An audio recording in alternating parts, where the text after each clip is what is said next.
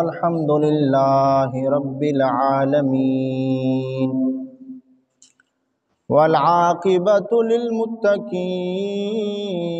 والصلاة والسلام على سيد الأنبياء والمرسلين وعلى آلہ واصحابہ واہل بیتہ اجمعین اما بعد فاعوذ باللہ من الشیطان الرجیم بسم اللہ الرحمن الرحیم ان الشرک لظلم عظیم صدق اللہ العظیم وصدق رسولہ النبی الکریم الامین ونحن على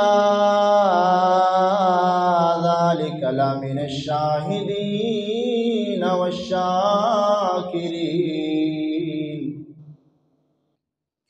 إن الله وملائكته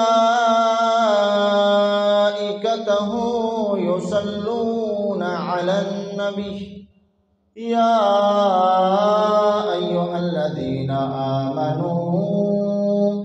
آمنوا صلوا عليه وسلموا تسليما اللهم صل على سيدنا محمد وعلى آل سيدنا ومولانا محمد وبارك وسلم عليه الصلاة والسلام عليك يا سيدي يا رسول الله وعلى آلك واصحابك يا سيدي يا حبيب الله الصلاة والسلام عليك يا سيدي يا خاتم النبيين وعلى آلك وصحبك يا سيدي يا خاتم المعصومين مولاي صل وسلم دائما أبدا على حبيبك خير الخلق كلهم محمد سيد الكونين والثقلين والفريقين من عرب ومن عجم مولاي صل وسلم دائما أبدا على حبيبك خير الخلق كلهم اللہ تبارک و تعالی جل جلالہ وعم نوالہ واتم برہانہ وعظم شانہ وجل ذکرہ وعز اسمہ بحمد و ثنا اور حضور سرور کائنات زینت بزم کائنات دستگیر جہاں غم گسار زماں سید سرورہ حامی بے کساں قائد المرسلین خاتم النبیین احمد مجتبی جناب محمد مصطفیٰ صلی اللہ علیہ وسلم کی پاک بارگاہ اقدس کے اندر ہدیہ درود اسلام عرض کرنے کے بعد السلام علیکم ورحمۃ اللہ وبرکاتہ۔ میں نے آپ کے سامنے قرآن مجید برہان رشید میں سے ایک آیہ مبارکہ پڑھنے کا شرف حاصل کیا۔ اللہ فرماتا ہے ان الشرک لظلم عظیم، کہ بے شک شرک جو ہے وہ ظلم عظیم ہے۔ ہمارا آج کا موضوع بھی توحید کے لحاظ سے ہے۔ اس سے پہلے ہم توحید اور شرک یہ کیا ہے اس کے بارے میں تھوڑا سا پڑھیں گے۔ توحید کی قسمیں ہیں، ان میں سے میں آپ کے سامنے 5-6 بیان کروں گا۔ توحید فی الربوبیت یعنی اجمالی ذکر کروں گا اور تھوڑی سی بالکل تفصیل کروں گا۔ اگر تفصیل میں جائیں تو پھر یہ جو 5-6 قسمیں ان کی آگے بہت ساری قسمیں ہیں تو گھنٹہ تو یہی لگ جائے، بلکہ اس سے بھی زیادہ ہو سکتا ہے۔ تو پہلی قسم ہے جی توحید کی، توحید فی ربوبیت۔ یہ کیا توحید ہے؟ اس کو توحید فی الثبات بھی کہتے ہیں، یعنی اس بات جو ہے، اس بات کیا ہے؟ توحید فی ربوبیت کیا ہے؟ یہ ہے کہ اللہ واجب الوجود ہے، یعنی رب ذوالجلال جو ہے وہ وحدہ لا شریک ہے، شروع سے ہے، یعنی ہمیشہ سے تھا، ہمیشہ ہے اور ہمیشہ رہے گا۔ رب ذوالجلال جو ہے اس کا کوئی شریک نہیں۔ رب ذوالجلال جب سے ہے وہ یکتا ہے، اکیلا ہے۔ اللہ جل جلالہ کی وحد یہ ذات ہے کہ جو ہمیشہ سے تھی، ہمیشہ ہے اور ہمیشہ رہے گی۔ تو اس سے آگے ہے توحید فی الالوہیت، یعنی الوہیت میں اللہ ایک ہے۔ یہ کیا ہے کہ عبادت ہے، کہ رب ذوالجلال جس طرح عبادت کے لائق ہے اس طرح کوئی بھی نہیں، شروع سے وہ تھا، اب ہے، ہمیشہ رہے گا۔ تو اس وحدہ لا شریک کی ہر زمانے میں عبادت ہوتی رہی، دوسرا اس میں شریک نہیں ہو سکتا۔ عبادت جو ہے وہ صرف اللہ ہی کے لیے ہے۔ اور تیسرے نمبر پر توحید فی الاسماء والصفات، رب ذوالجلال جو ہے اس کے اسماء، اس کے نام، دیکھو کہ جس طرح اللہ کے ناموں میں سے ایک نام اللہ ہے، تو اللہ بندے کا نام نہیں رکھا جا سکتا۔ جب سے رب ذوالجلال نے کائنات بنائی ہے اور انسانیت شروع ہوئی ہے، اس سے پہلے فرشتے تھے، تو رب ذوالجلال نے کسی کو بھی اللہ نام رکھنے کی اجازت نہیں دی۔ جس طرح رب ذوالجلال کا نام ہے رحمان، تو رحمان بندے کا نام نہیں رکھ سکتے، رحیم نہیں رکھ سکتے۔ ہاں عبد الرحمان، عبد الرحیم، یعنی اللہ کا رحمان کا بندہ ہے، رحیم کا بندہ ہے، یہ ہم رکھ سکتے ہیں۔ اللہ کے جو نام ہیں وہ اس کے ذاتی نام ہیں، وہ اس میں کوئی اور بندہ شریک نہیں ہو سکتا، چاہے نبی ہو چاہے ولی ہو۔ اللہ رب ذوالجلال جو ہے، ایک توحید کی قسم یہ ہے کہ اسماء اور صفات میں صفتیں کیا ہے؟ اسماء کے بارے میں آپ کو بتایا، صفتیں یہ ہیں کہ رب ذوالجلال مہربان ہے، رحیم ہے، رحم کرتا ہے، تو یہ رب کی ذاتی صفت ہے، اس میں کوئی دوسرا شریک نہیں ہو سکتا۔ کہ جس طرح رب مہربان ہے اس طرح کوئی اور مہربان نہیں ہو سکتا، جس طرح رب رحیم ہے اس طرح کوئی اور رحیم نہیں ہو سکتا، جس طرح رب کریم ہے اس طرح کوئی اور کریم نہیں ہو سکتا۔ تو یہ ہے کہ رب ذوالجلال کی جو صفتیں ہیں اس میں کوئی اور بندہ شریک نہیں ہو سکتا، وہ وحدہ لا شریک ہی ہے کہ جو صفات کا مالک ہے۔ آگے توحید فی التحریم، کہ جو رب ذوالجلال نے چیزیں حرام کی ہیں، یہ رب ہی قدرت رکھتا ہے کہ رب ذوالجلال نے جو چیزیں حرام کی ہیں، بندے کی اس میں کوئی قدرت نہیں۔ ہاں اللہ کی عطا سے پھر آگے جو ہے رسول پاک صلی اللہ علیہ وسلم کو رب ذوالجلال نے جو حکم دیا، سرکار نے جو چیزیں حرام کی تو وہ حقیقت میں رب ذوالجلال نے حرام کی۔ تو رب ذوالجلال کے پیارے نبی حضرت محمد مصطفیٰ صلی اللہ علیہ وسلم نے اپنے طور پہ وہ چیزیں جو ہیں وہ حرام نہیں کی، بلکہ اللہ کے اذن سے، اللہ کے حکم سے۔ تو بہرحال توحید فی التحریم اس میں یہ ہے کہ رب ذوالجلال نے چیزیں جو ہیں حرام کی ہیں، اور وہ قدرت رکھتا ہے حرام کرنے کی، جس کو چاہے، جو اس نے چیزیں چاہی ہیں اس نے وہ حرام کر دی بندوں پر۔ آگے توحید فی الاحکام، کہ احکام جو رب ذوالجلال نے شریعت اتاری ہے، شریعت کے احکام اتارے ہیں، وہ ہم پہ ماننا لازم ہے۔ اور احکام اتارنے میں یہ اللہ کی وحدہ لا شریک ذات ہے، اس میں کوئی اور شریک نہیں ہو سکتا۔ رب ذوالجلال نے جو یہ توحید اپنی بیان کی احکام کے لحاظ سے، جو رسول پاک صلی اللہ علیہ وسلم نے شرعی احکام بتائے ہیں، تو وہ بھی توحید ہے، یعنی اللہ کی طرف سے جو نازل شدہ ہیں۔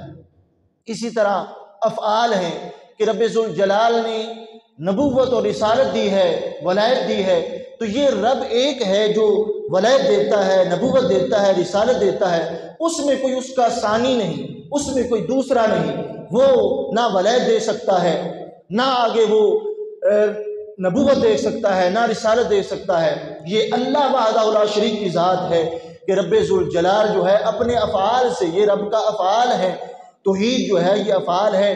افعال میں توحید اس طرح ہے کہ رب ذوالجلال نے نبوت اور رسالت جو دی ہے تو یہ ایک اس کی ذات ہے، اس میں کوئی اور حصہ دار نہیں ہو سکتا دینے کے لحاظ سے، یہ افعال میں۔ تو آگے اس کی بہت ساری قسمیں ہیں۔ تو بہرحال سادہ لفظوں میں اگر آپ نے سمجھنا ہے تو ایک ہے توحید فی العبادہ، کہ عبادت میں رب ذوالجلال کی ذات ایک ہے، یعنی عبادت مستحق عبادت ہونا، کہ عبادت کے لائق ہونا، کہ جس کی عبادت کی جائے تو وہ رب ذوالجلال ایک ہے، اس میں اس کا کوئی شریک نہیں، نہ نبی نہ ولی، اس میں کوئی بھی اس کا چاہے جتنی ہی بڑی شخصیت ہو تو وہ اس میں رب ذوالجلال کی شریک نہیں ہو سکتی۔ عبادت کے لائق سجدہ صرف رب ذوالجلال کو جائز ہے، تعبدی سجدہ، اس کے علاوہ کسی کو بھی سجدہ جائز نہیں۔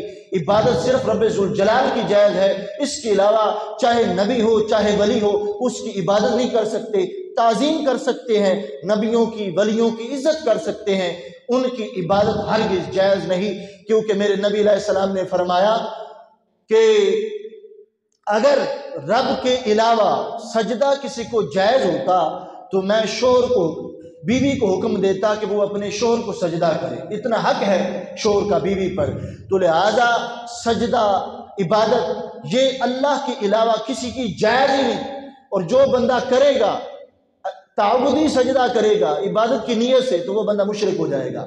یہ جو میں نے توحید کی قسمیں بتائی ہیں اسی میں ہی متقابل یعنی بدل جو ہے وہ شرک ہے۔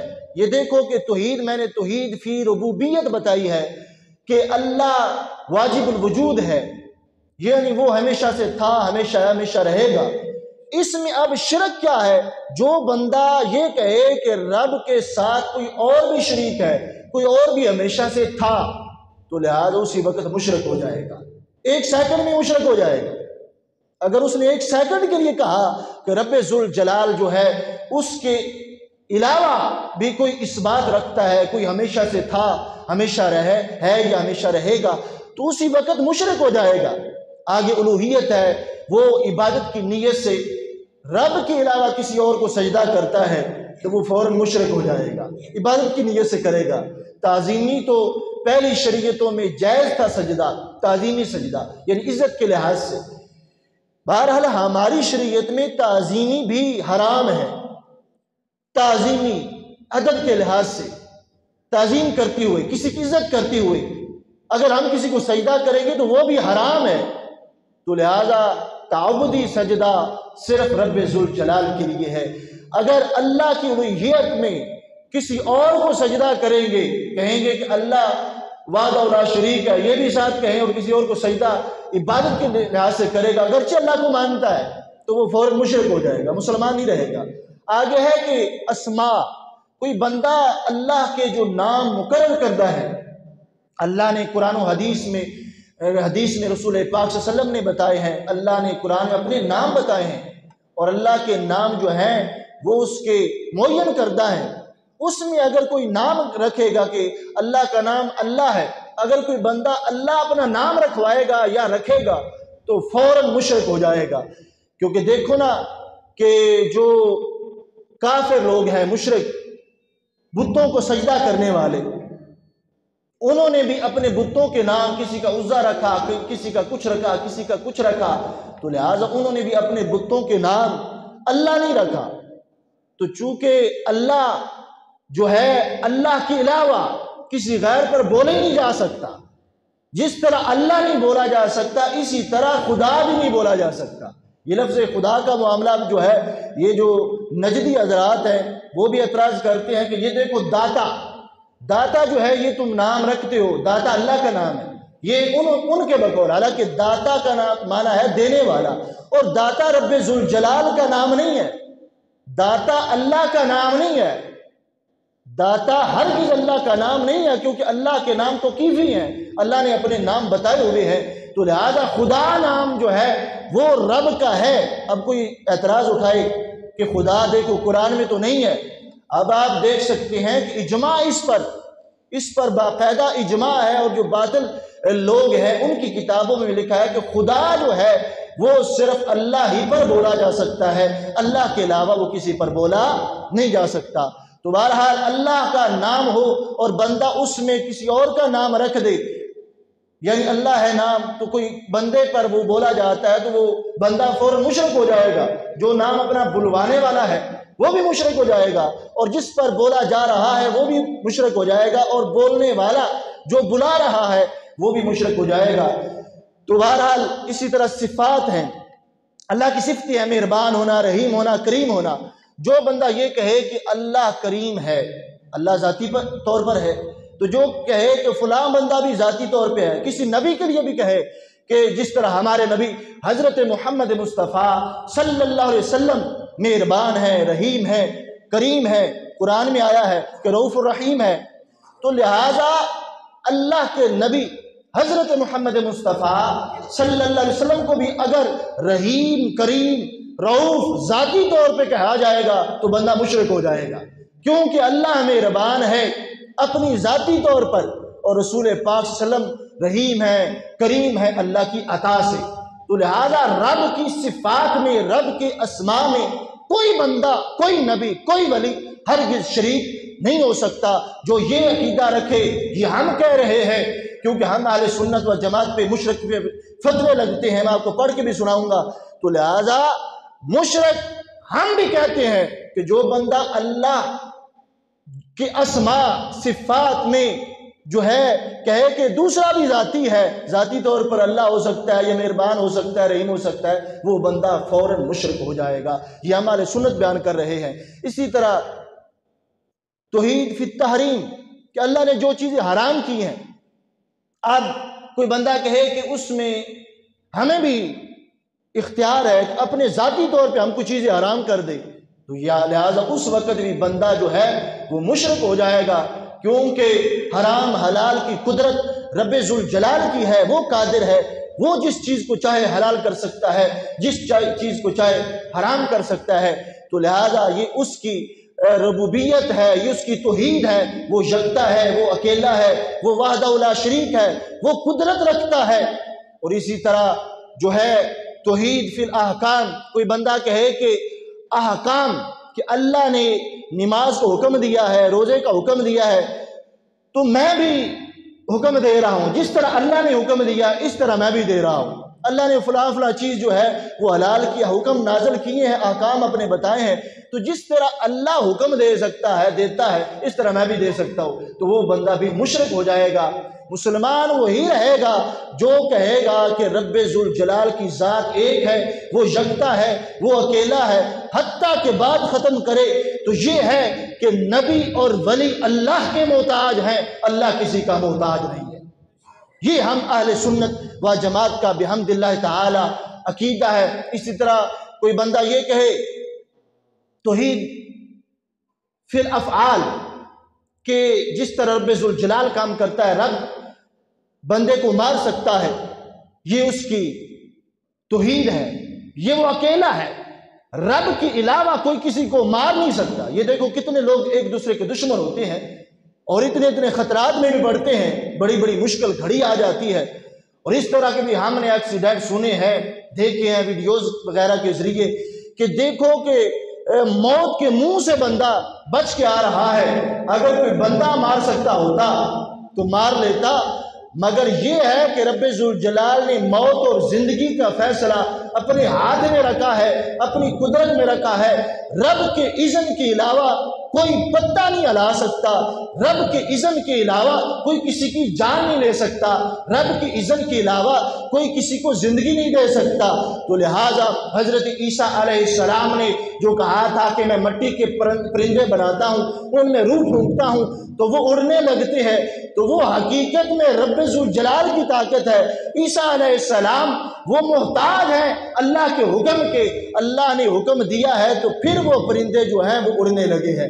تو لہٰذا ہم اہل سنت و جماعت کا عقیدہ ہے کہ نبی اور ولی اللہ کے محتاج ہیں، اللہ میرا کسی کا محتاج نہیں ہے۔ میرا رب وہ ہے جو اکیلا ہے، اور میرا رب وہ ہے کہ جس نے زمین بنائے، جس نے زمین بنائی، آسمان بنائے۔ رب وہ ہے کہ جو اپنی قدرت کے لحاظ سے کام کرتا ہے۔ میرا رب وہ ہے کہ جو کن کہتا ہے تو جو چاہتا ہے وہ ہو جاتا ہے۔ نبی اور ولی اللہ کی عطا سے مدد کرتے ہیں، اور رب ذوالجلال اپنی ذاتی طور پر کرتا ہے۔ اب دیکھو قرآن سے ہم دکھائیں گے کہ قرآن مجید برہان رشید میں رب ذوالجلال نے کیا فرمایا ہے۔ رب فرماتا ان اللہ بالناس لرؤوف رحیم۔ یہ ہم نے شرک اور توحید، یہ بتانا ہے کہ شرک کس طرح ہوتا ہے۔ یہ میں نے پہلے بتا دیا تمہید کے اندر، آپ کو توحید کی قسمیں بھی چند بتائی، تو لہٰذا شرک کس طرح ہوتا ہے کچھ نہ کچھ آپ کو سمجھ آ گئی۔ تو اب آپ سنیں گے مزید قرآن پاک، احادیث مصطفیٰ صلی اللہ علیہ وسلم، اس وقت انشاءاللہ تعالی وہم جو ہے وہ دور ہو جائیں گے۔ لہٰذا قرآن میں ہے ان اللہ بالناس لرؤوف رحیم، یہ دوسرا پارہ ہے، سورہ بقرہ ہے، آیت نمبر 143 ہے۔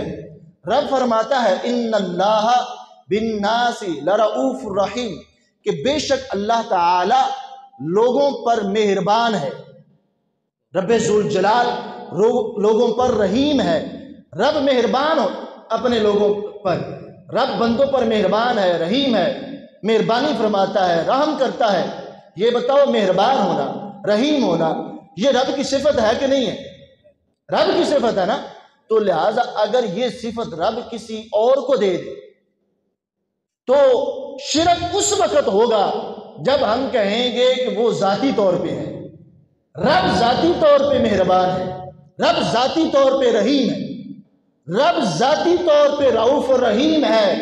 رسول پاک صلی اللہ علیہ وسلم کے بارے میں آ جائے یا کسی اور کے بارے میں آ جائے تو وہ ذاتی نہیں ہوتا، وہ عطائی ہوتا ہے۔ اب دیکھو یہ دوسرا پارہ ہے، اس میں سے میں نے آپ کو پڑھ کے سنایا۔ اسی طرح رب ذوالجلال نے قرآن میں ہی یہ جو صفات ہیں رب کی، مہربان، رحیم، رؤوف الرحیم، یہی اگر رب نے کسی اور ذات پہ بولی ہوں تو اب آگے سمجھنے کی ضرورت ہے۔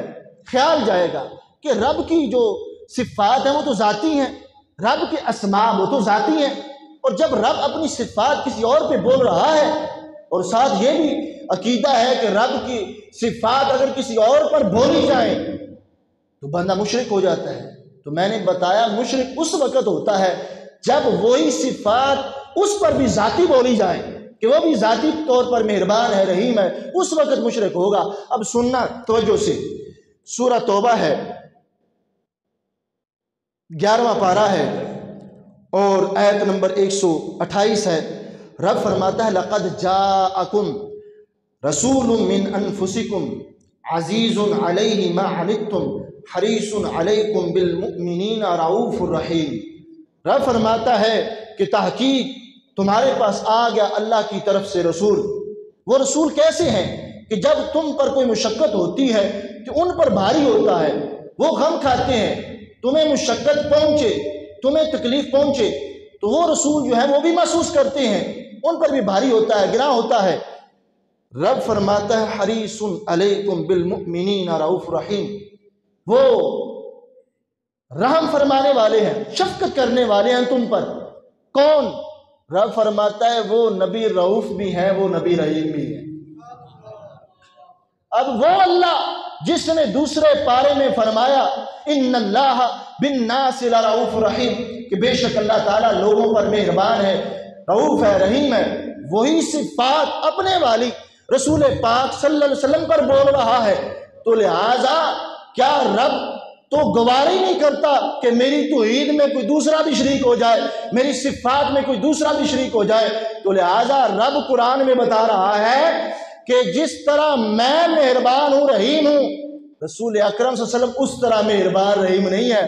میں ہوں ذاتی طور پہ، رسول پاک صلی اللہ علیہ وسلم ہے میری عطا سے، تو لہذا شرک نہیں ہوگا بلکہ یہ توحید ہوگی کہ رب ہے ذاتی طور پر اور رسول پاک صلی اللہ علیہ وسلم ہے اللہ کی عطا سے۔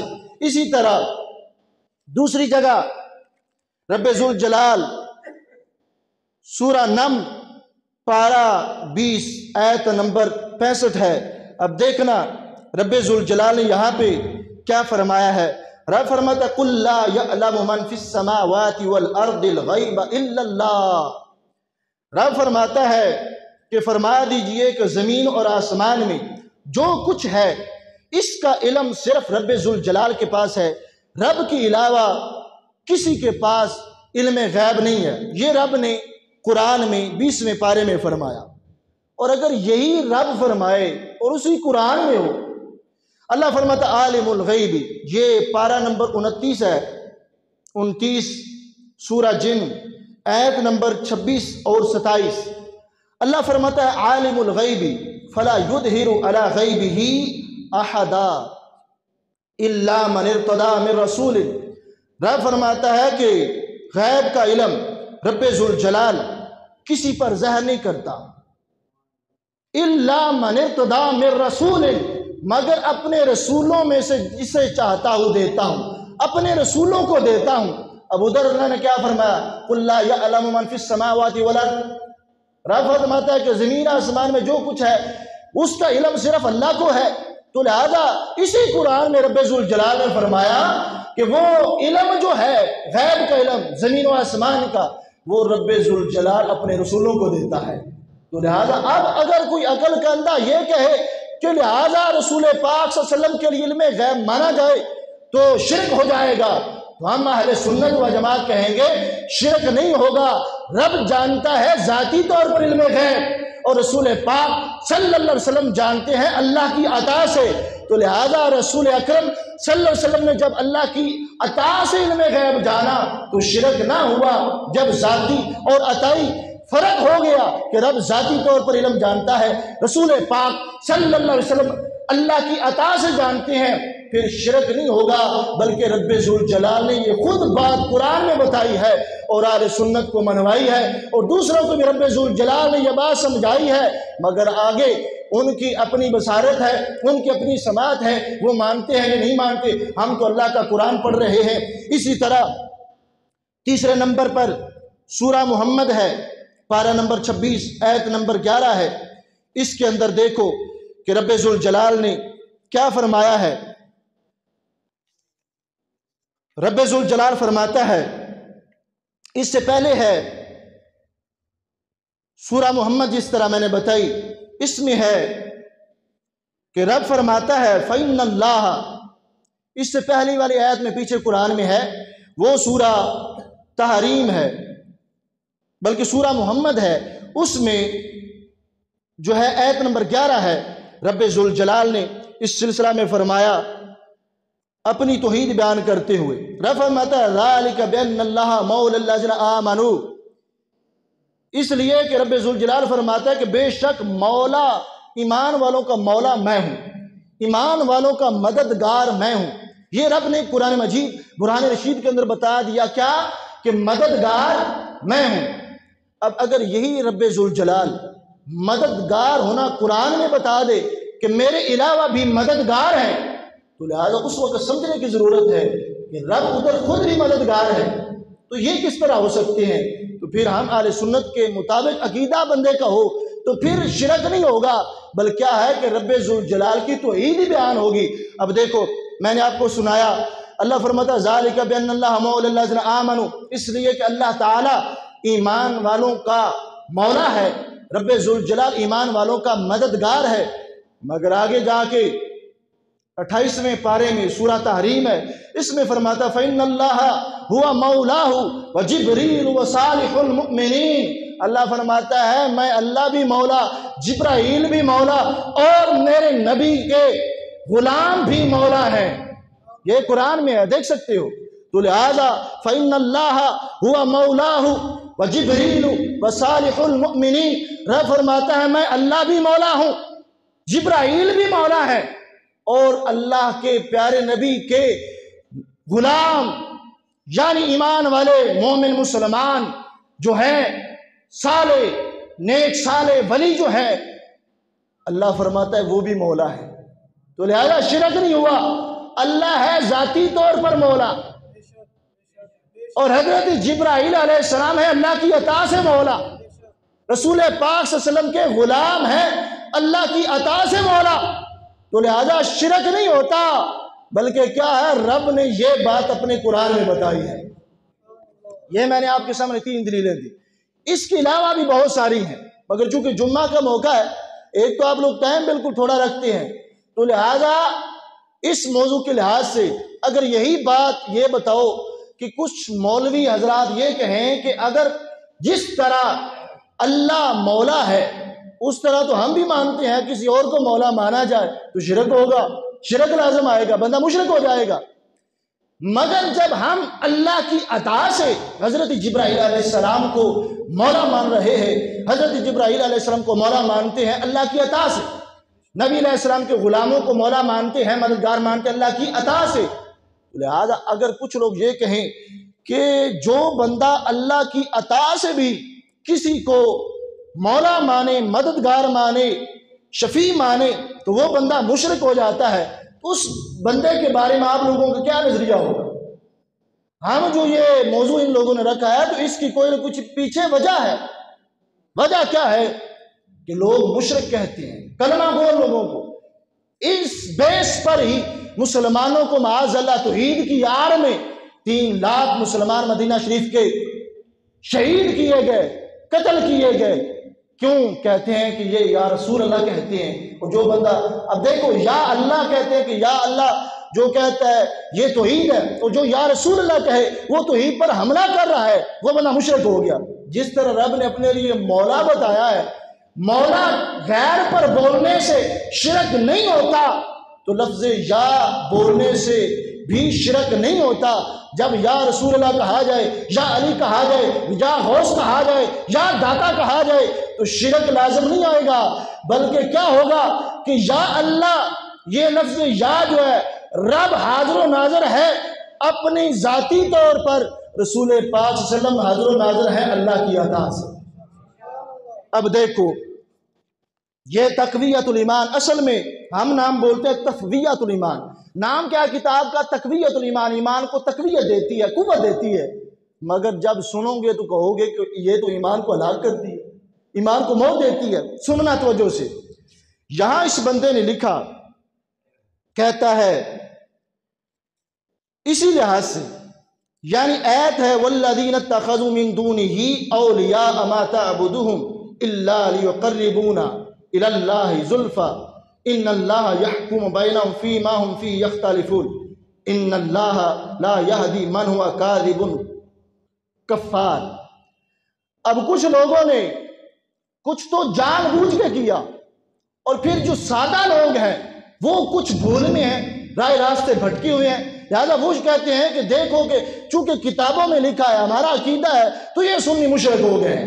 اب میں بتانے لگا ہوں، اصل میں جو آیتیں آئی ہیں وہ ہیں بتوں کے بارے میں، کہ بت جو ہے ان کو جو سجدہ کرے گا تو وہ مشرک ہوگا۔ میں بتاتا ہوں آپ میں سے جو سب سے ادنا جس کو کہا جا رہا ہے کہ یہ سب سے ادنا مسلمان ہے، یعنی بڑا ہی چھوٹا ہے کہ باقی کچھ نہ کچھ جانتے ہیں، اس کو کچھ نہیں آتا، اسے کہا جائے کہ سب سے یہ چھوٹا ہے۔ اگر اسے بھی کہا جائے نا کہ ادنا مسلمان کو کہ یہ 10 کروڑ لے لے بت کو سجدہ کر دے، وہ کہے گا 10 لاکھ میں تیرے منہ پہ مارتا ہوں، میرا رب ایک ہے، میں اس ایک رب کو سجدہ کرتا ہوں، 10 کروڑ تیرے منہ پہ مارتا ہوں، میں کسی بت کو سجدہ نہیں کروں گا، کسی انسان کو سجدہ نہیں کروں گا، میں تو اللہ وحدہ لا شریک کے سامنے جھکتا ہوں، اسی کو سجدہ کروں گا، وہی عبادت کے لائق، اتنا اسے بھی پتا ہے۔ مگر جب آپ سنو گے تو حیران رہ جاؤ گے۔ اب یہاں پہ لکھا اس آیت کا ترجمہ کر کے کہتا ہے کہ مگر یہی پکارنا، کہ جس طرح بندہ اللہ کو پکار رہا ہے نا، اگر اللہ کی عطا سے کسی کو سمجھے کہ اللہ نے اسے قوت دی ہے، طاقت دی ہے، وہ پکار سنتے ہیں نبی ولی، تو کہتا ہے مگر یہی پکارنا اور منتیں ماننی اور نظر و نیاز کرنی اور ان کو اپنا وکیل اور سفارشی سمجھنا بھی ان کا کفر و شرک تھا۔ اب یہ تقویت الایمان کے اندر لکھا ہے کہ مسلمان مشرک ہو جاتے ہیں جو رب کے علاوہ کسی کو بلائیں، رب کے علاوہ کسی کو پکاریں مدد کے لیے، استعانت کے لیے، تو یہ کہتا ہے کہ وہ کافر اور مشرک ہو جاتے ہیں۔ کہتا ہے جو کوئی کسی سے یہ معاملہ کرے گو کہ اس کو اللہ کا بندہ، آگے دیکھو کہتا ہے بشک عقیدہ رکھے کہ وہ نبی جو ہے اللہ کا بندہ ہے، کہتا ہے جو کوئی کسی سے یہ معاملہ کرے گو کہ اس کو اللہ کا بندہ اور مخلوق ہی سمجھے سو ابو جہل اور وہ شرک میں برابر ہے۔ لوگ کہتے ہیں یہ سنی بے وجہ کھپتے ہیں، میں کہتا ہوں ہم پہ ظلم ہوا ہے کہ کتابوں کے اندر ہمیں مشرک کہا گیا اور آج تک کچھ لوگ جو ہے وہ وہی اسی روٹین پہ ہے۔ تو دیکھو وہ کہتا ہے کہ جو اللہ سے عطا سے بھی کسی کو شفیع مانے، شفاعت کرنے والا، اللہ کی عطا سے بھی کسی کو کہے کہ مدد کر سکتا ہے، تو کہتا ہے ابو جہل اور وہ بندہ جو اللہ کی عطا سے کسی کو مان رہا ہے کہتا ہے وہ شرک میں برابر ہے۔ اب یہ ظلم ہے کہ نہیں؟ یہ بہت بڑا ظلم ہے میرے بھائیوں۔ ماں بہن کی گالی کسی کو دینا یہ گالی ہے، مگر اتنی بڑی گالی نہیں جتنی بڑی گالی کسی کو کافر اور مشرک کہنا ہے۔ کسی کو زانی کہنا، شرابی کہنا، یہ اس کو گالی ہے اور بڑی گالی ہے، مگر اتنی بڑی گالی نہیں جتنی بڑی گالی کسی کو مشرک کہنا، کسی کو کافر کہنا۔ کیونکہ رسول پاک صلی اللہ علیہ وسلم کی حدیث ہے بخاری شریف میں، سرکار فرماتے ہیں کہ جو بندہ کسی مسلمان کو کافر کہے، مشرک کہے، اور اس کا کافر ہونا ثابت نہ ہو، سرکار فرماتے ہیں وہ بندہ خود کافر ہو جاتا ہے۔ کیوں؟ کیونکہ کلمہ گو کو مشرک کافر کہہ رہا ہے، تو یہ اس کا جرم چھوٹا تو نہیں۔ اب دیکھنا، کہتا ہے کہ شرک اپنی اصلی پر موقوف نہیں کہ کسی کو اللہ کے برابر سمجھے اور اس کے مقابل جانے، بلکہ شرک کے معنی یہ ہے کہ جو چیزیں اللہ نے اپنے واسطے خاص کی ہیں اور اپنے بندوں کے ذمہ نشان بندگی کی ٹھہرائی ہیں، وہ چیزیں کسی کے واسطے کرنی، جیسے سجدہ کرنا، اس کے نام کا جانور کرنا۔ اب یہ دیکھو کہ آپ لوگ کہتے ہیں کہ یہ غوث پاک کے نام کا جانور ہے۔ اب نام یہ اس یعنی ثواب کی نیت سے آپ کر رہے ہیں، تو یہاں لکھا ہے کہ جو بندہ کسی نام جانور کا نام جو ہے وہ کسی کے نام پر رکھے، یعنی جانور کہتا ہے کہ فلاں کے نام پہ ہے میں ذبح کروں گا، کہتا ہے یہ بھی شرک ہے۔ چھوٹی چھوٹی سی بات پہ اب آگے دیکھو، کہتا ہے سو ان باتوں سے مشرک ہو جاتا ہے۔ یہ جو اگر وہ مدد کے لیے نبی کو بلائے پھر بھی کہتا ہے مشرک ہے، مدد کے لیے ولی کو پکارے پھر بھی مشرک ہے، اور اس قسم کی باتیں سب شرک ہیں۔ اس کو اشراک فی العلم کہتے ہیں، یعنی اللہ کا سا علم، یعنی یہ غیب کی بات یہاں پہ کر رہا ہے۔ کہتا ہے کہ جو بندہ یہ کہے رسول پاک صلی اللہ علیہ وسلم علم غیب جانتے ہیں، تو کہتا ہے کہ وہ بندہ مشرک ہو جاتا ہے۔ جو اللہ کی عطا سے مانے، جس طرح میں نے پہلے قرآن سے ثابت کیا بتایا، تو کہتا ہے جو اللہ کی عطا سے کہے وہ بھی مشرک ہے۔ پھر کہتا ہے یعنی اللہ کا سا علم اور کو ثابت کرنا، سو اس عقیدے سے آدمی البتہ مشرک ہو جاتا ہے، خواہ یہ عقیدہ انبیاء اور اولیاء سے رکھے، نبیوں کے بارے میں رکھے یا ولیوں کے بارے میں رکھے، کہتا مشرک ہو جاتا ہے۔ خواہ پیر ہو شہید سے، خواہ امام اور امام زادہ سے، خواہ بھوت اور پری سے، پھر خواہ یوں سمجھے کہ یہ بات ان کو اپنی ذات سے ہے، خواہ اللہ کے دینے سے۔ توبہ یا اللہ، کہتا ہے اللہ اگر اللہ نے انہیں دی ہے پھر بھی سمجھے گا پھر بھی مشرک۔ اور یہ مشرک کسی کو کہہ دینا یہ کوئی چھوٹا معاملہ ہے۔ ہمارے لوگ آپس میں کہتے ہیں دیکھو مولویوں نے شکار ڈالا ہوا ہے، ان کو پتہ نہیں۔ بھائی کتابوں میں لکھا ہے، کوئی بندہ انکار نہیں کر سکتا، دیکھ سکتی ہو۔ اب آگے اس سلسلہ میں اس نے اتنی لکھی کہ اگر یہ وضاحت کی جائے اس کی آگے تو 3-4 گھنٹے لگ جائیں، یہ باتیں پڑھتے جو میں نے نشانیاں لگائی ہوئی۔ اب اسی کتاب کے اندر لکھا ہے کہ نبی کا ادب اتنا کرو جتنا بڑے بھائی بھی کیا جاتا ہے۔ اسی کتاب میں لکھا ہے رسول پاک صلی اللہ علیہ وسلم تو دیوار کے پار کے علم نہیں رکھتے، یہ بتاؤ یہ جرم کچھ ہوتا ہے؟ اسی کتاب میں ہے، دیکھ سکتے ہو۔ ٹائم نہیں ورنہ میں ایک عبارت پڑھ کے سناتا۔ تو لہٰذا جس کتاب میں لکھا ہو، اور یہ کتابیں ابھی تک بند نہیں ہوئی، یہ کتابیں ان لوگوں کے مدرسوں میں پڑھائی جا رہی ہیں۔ یہ جو کہتے ہیں یا رسول اللہ کہو تو مشرک ہو جاتے ہو، یہ وہی عقیدہ ہے۔ اب اسی طرح ماننے پہ آئے تو شیطان کو مان گئے، اور نہ ماننے پہ آئے تو رسول پاک صلی اللہ علیہ وسلم کو معاذ اللہ ان کا انکار کر دیا۔ اب یہ کتاب ہے براہین القاطعہ، اس میں لکھا ہے اور ملک الموت اور شیطان کو جو یہ وسعت علم دی، یعنی وسیع علم دیا گیا شیطان کو بھی اور فرشتے کو بھی، روح قبض کرنے والے کو۔ کہتا ہے کہ جو فرشتہ ہے ملک الموت، اس کو جو علم دیا گیا ہے اور جو علم شیطان کو دیا گیا ہے، کہتا ہے اس کا حال مشاہدہ اور نصوص قطعیہ سے معلوم ہوا۔ کہتا ہے یہ قرآن سے بھی ثابت ہے، حدیث سے بھی ثابت ہے۔ ماننے پہ آیا تو شیطان کا علم مان گیا، نہ ماننے پہ آیا تو جن کے صدقے رب نے کائنات بنائی ہے ان کا انکار کر دیا۔ دیکھو کہتا ہے اب اس پر کسی افضل کو، کہتا ہے افضل بھی ہیں رسول پاک صلی اللہ علیہ وسلم، افضل بھی ہے شیطان سے افضل ہے ملک الموت فرشتے سے. کہتا ہے اب اس پر کسی افضل کو قیاس کر کے اس میں بھی مثل یا زید اس میں مفضول سی بات کرنا کسی عاقل ذی علم کا کام نہیں. اور اول تو عقائد کے مسائل قیاسی نہیں کہ قیاس سے ثابت ہو جائیں بلکہ قطعی ہیں، قطعیات نصوص سے ثابت ہوتے ہیں. یعنی شیطان کا علم جو ہے وہ تو نص سے ثابت ہے، فرشتے کا علم نص سے ثابت ہے، سرکار کا کہتا ہے علم ثابت نہیں، تو لہذا سرکار کے پاس علم غیب ہے جبکہ قرآن میں ہے. اب آگے کہتا ہے الحاصل غور کرنا چاہیے کہ شیطان اور ملک الموت کا حال دیکھ کر علم محیط زمین کا فخر عالم کو خلاف نصوص قطعیہ کے بلا دلیل محض قیاس فاسدہ سے ثابت کرنا شرک نہیں تو اور کیا ہے. کہتا ہے شیطان کے علم مان لو، فرشتے کا مان لو، انہیں دیا گیا علم، کہتا ہے وہ شرک نہیں ہوگا کیونکہ وہ نص قطعی سے ثابت ہے، اور سرکار کے علم نص قطعی سے ثابت نہیں. لہذا جو بندہ سرکار کے علم کو مانے گا اللہ کی عطا سے بھی، کہتا ہے وہ بندہ مشرک ہے. دیکھو کہ ہم جھوٹے نہیں، ہم سچے ہیں، ہمارے پاس دلائل ہیں اور ہم دلیل کے بغیر بات نہیں کر رہے. تو لہذا آگے دیکھو کہتا ہے کہ اگر یہ شرک نہیں تو کون سا ایمان کا حصہ ہے کہ تم سرکار کو مان رہے ہو اللہ کی عطا سے بھی علم غیب ان کا، تو یہ شرک نہیں تو کون سا ایمان کا حصہ ہے. کہتا ہے شیطان اور ملک الموت کو یہ وسعت نص سے ثابت ہوئی، فخر عالم کی وسعت علم کی کون سی نص قطعی ہے کہ جس سے تمام نصوص کو رد کر کے ایک شرک ثابت ہوتا ہے. یہ بار بار اس نے لکھا.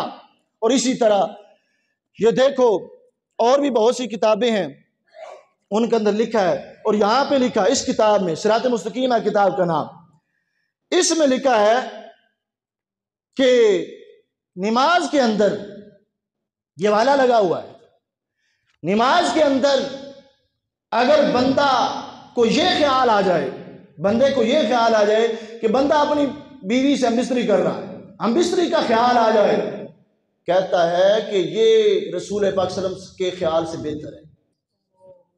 اس کتاب میں ہے، کہتا ہے سرکار کے خیال سے یہ بہتر ہے.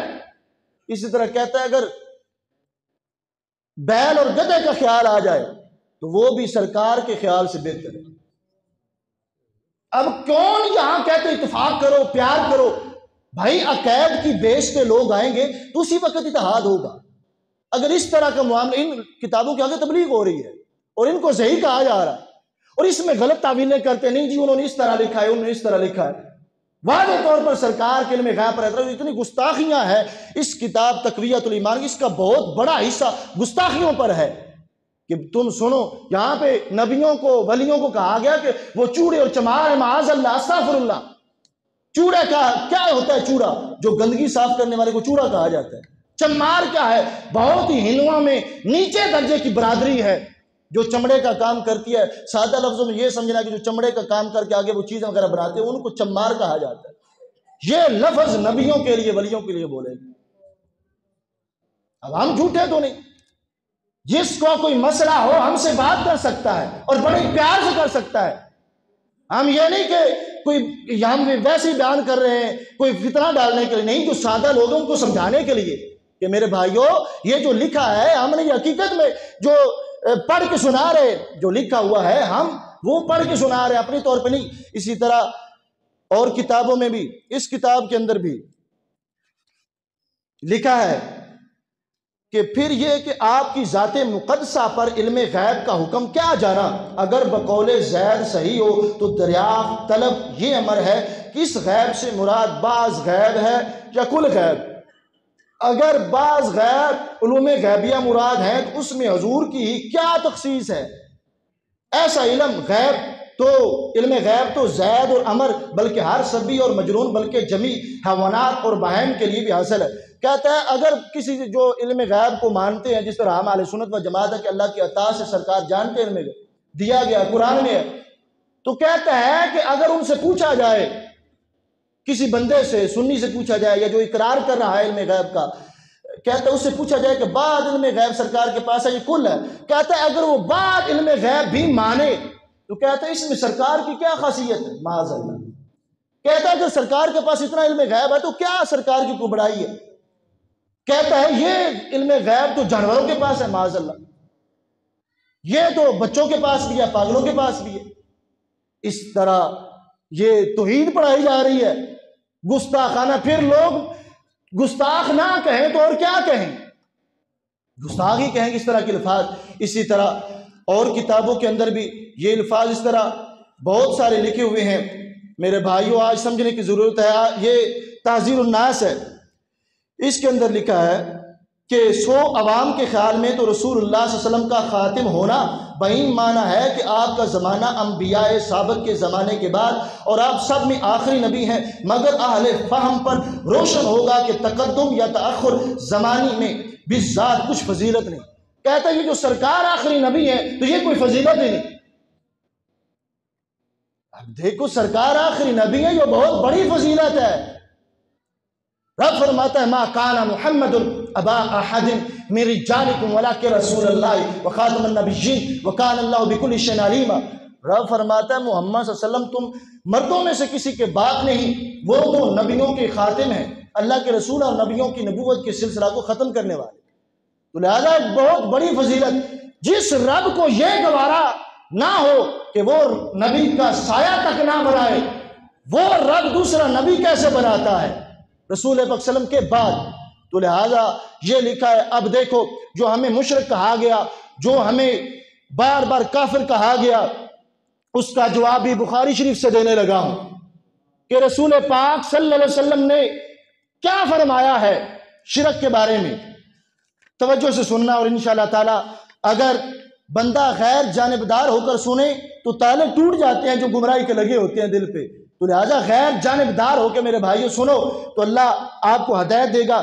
اس میں حدیث ہے 1258 نمبر حدیث ہے، حضرت عقبہ بن عامر رضی اللہ تعالیٰ عنہ سے مروی ہے، کہتے ہیں خرج یوما فصلی علی اہل احد صلاتہ علی المیت، کہ رسول پاک صلی اللہ علیہ وسلم ایک بار تشریف لے گئے جو احد کے شہداء ہیں ان کی قبروں پر، اور سرکار نے وہاں اس طرح نماز پڑھی جس طرح میت پر پڑھی جاتی ہے۔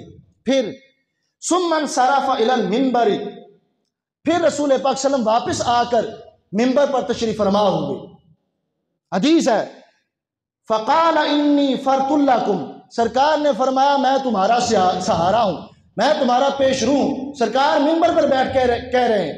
پھر وَأَنَا شَهِيدٌ عَلَيْكُمْ، اور سرکار نے فرمایا کہ میں تم سب پہ گواہ ہوں۔ وَإِنِّي وَاللَّهِ، یہ ہے وہ سارے اعتراض کا جواب سرکار کی حدیث سے۔ علم غیب نہیں جانتے، وہ تو مکھی کا پر نہیں بنا سکتے، وہ تو کوئی کام نہیں کر سکتے، انہیں تو کوئی اختیار نہیں دیا گیا۔ سرکار فرماتے ہیں وَإِنِّي وَاللَّهِ لَأَنظُرُ إِلَىٰ حَوْضٍ الْآنَ، سرکار نے قسم اٹھائی وَإِنِّي وَاللَّهِ، خدا کی قسم میں زمین پر کھڑا ہو کر حوض کوثر کو دیکھ رہا ہوں۔ یہ ہے سرکار کی حدیث بخاری شریف میں۔ سرکار نے قسم اٹھا کے کہا وَإِنِّي وَاللَّهِ لَأَنظُرُ إِلَىٰ حَوْضٍ الْآنَ، خدا کی قسم میں کھڑا تو زمین پر ہوں مگر میں حوض کوثر کو دیکھ رہا ہوں۔ یہ بتاؤ، اگر یہاں پہ بندہ اگر کہے کہ سرکار ذاتی طور پر دیکھ رہے تھے تو پھر تو شرک لازم آئے گا۔ ذاتی طور پر نہیں دیکھ رہے تھے، اللہ کی عطا سے دیکھ رہے تھے۔ پھر سرکار نے فرمایا وَإِنِّي أُوتِيتُ مَفَاتِحَ خَزَائِنِ الْأَرْضِ اور مفاتح الارض، سرکار نے فرمایا کہ بے شک مجھے زمین کے خزانوں کی چابیاں دی گئی ہیں۔ یہ کہتے ہیں کہ بندہ کوئی دیکھ نہیں سکتا، نبی کچھ نہیں دے سکتے۔ سرکار فرماتے ہیں کہ مجھے رب نے زمین کی جتنے خزانے ان کی چابیاں دی ہیں۔ یہ رب ذوالجلال قوت رکھتا ہے، یہ رب ذوالجلال کی مرضی ہے۔ بیان ہونے دے پھر بات کر لیں۔